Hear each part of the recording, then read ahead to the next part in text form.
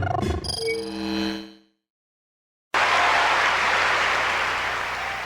little tale to tell you is that way back in last December I had read the first draft of Star Trek VI and was very impressed with it. And then I had to go to the voice doctor. And he took a look at my vocal cords and scared the life out of me. It was, after, 70-some years, that my vocal cords had done quite well for me.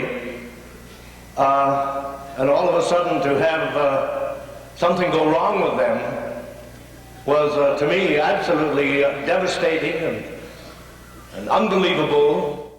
But anyway, that was on a Thursday in early December, and being as afraid as I was, I called this man up, and I said, Ralph, I said, is it possible for me to record my lines ahead of Star Trek VI and the shooting of Star Trek VI? And I told him the reason why. Oh, he absolutely did his best to calm my fears, but I also knew that I was dealing with a man who has a true soul, and I have to say that I love him very much because he is our present producer of Star Trek VI, and I would like to introduce to you a great man, Ralph Winter.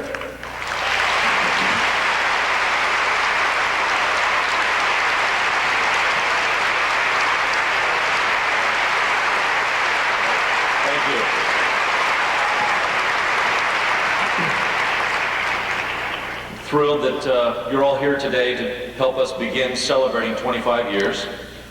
Leonard stole my lines here. The most frequent question I get asked by people at Paramount and in the community of filmmakers is this the last one? And this is my 5th voyage, and I've now learned not to say that.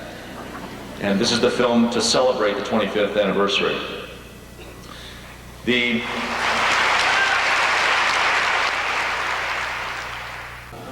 I don't know, we have kind of mixed feelings. This is the kind of thing that you're celebrating something you rather hate. I've written several poems for the fans of Star Trek, and I wrote a new one, and in it I wrote a line that said, speaking of Star Trek, I always thought it would just be something constant, such as the sea. And you just think, it's been here so long, you just think, our group anyhow, that you think it'll never go away. But it's been a wonderful ride, and I'm very grateful for it, and I'm just pleased that I'm a part of it. It's been a real phenomenon. It's something that very few actors, I think, have been able to experience what we have experienced, and for that I'm grateful. What about today in particular? Well, I don't know. It looks like there are about 10,000 people out there, and they've come from all over. I know they're here from Germany and England and what have you, and I'm very flattered that we're appreciated that much. Great. Thank you very much. In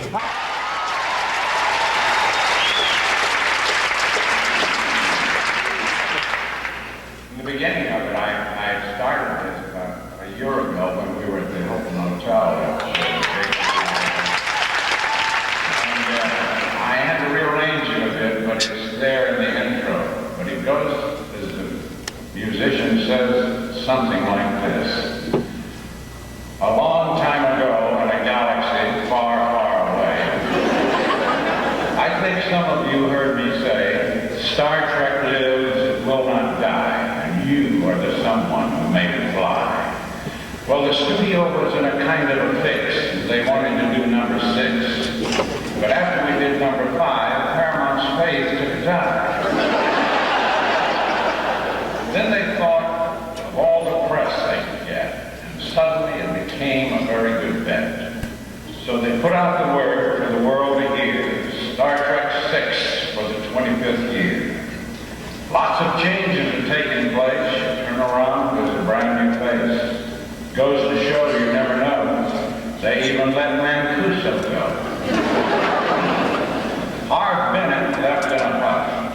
just simply said he'd had enough. I give him credit, he stood his ground, and I miss knowing he's not around.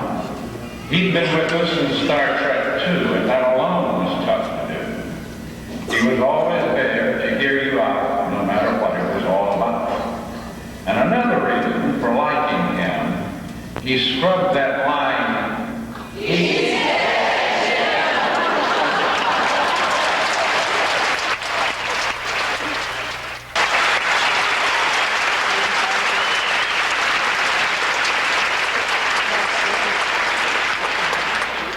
Finally and foremost, there's my dear friend Gene, the man responsible for this whole wonderful scene.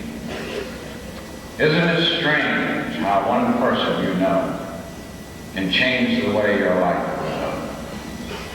He will always be part of my life, even though my nurse became his wife.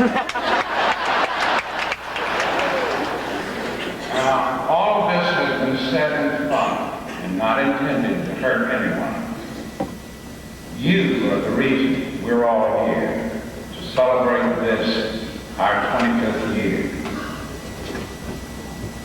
I always thought that Star Trek would just be something constant, such as the sea. But like all good things, this too must pass. So, I'll see you all in the bottom of my garden.